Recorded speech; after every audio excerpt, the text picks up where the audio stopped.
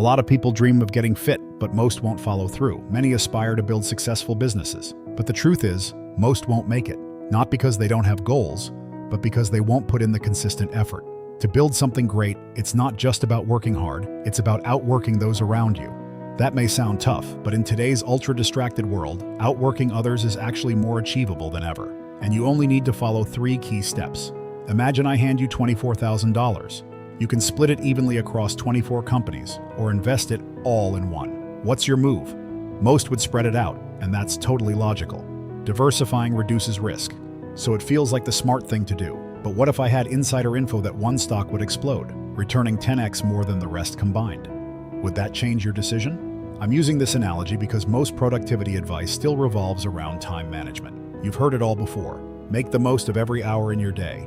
But if you want to truly rise above the rest, it's not just about managing time. It's about managing your attention, choosing deliberately where your focus goes. That means ditching the 10 tasks you're juggling and zoning in on the one thing that can 10x your outcome. For instance, I could post on every platform, but I'm not.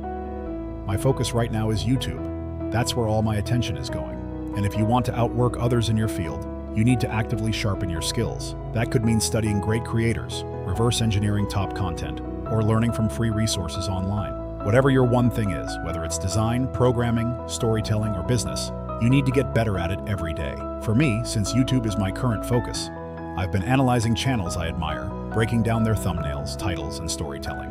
I'm applying what I learn, like thumbnail psychology, and tracking metrics to grow my channel and boost viewer engagement. No matter your goal, the principle is the same. Go deep, not wide. Don't scatter your efforts, double down on the skill that will move the needle. In the startup world, we use the word moat to describe a company's competitive edge.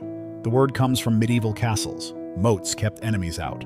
So when you're aiming to outwork the rest, pick something aligned with your moat. What unique combo of talents and skills do you have that could place you in the top 1%, if refined? Maybe you're naturally creative and artistic. Now imagine pairing that with UX design, marketing, or coding, or someone passionate about fitness blends it with science and content creation. Suddenly, outworking the competition becomes effortless because it feels natural. What drains others actually energizes you. Another common term in tech is minimum viable product, or MVP. That's the most basic version of a product you launch to test and improve over time. Your final vision may look like this, but your MVP starts much simpler. Now apply this idea to yourself.